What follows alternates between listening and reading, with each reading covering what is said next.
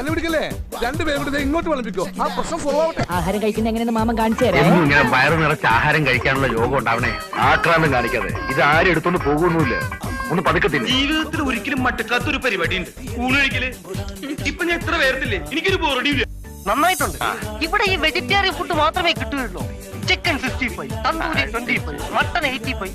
ഇതൊക്കെ കഴിച്ചാണ് ഞാൻ എന്റെ ബോഡി മെയിൻറ്റെയിൻ ചെയ്യുന്നത്. കാടയുണ്ടോ? കാട ഇറച്ചി ഇല്ല സാർ.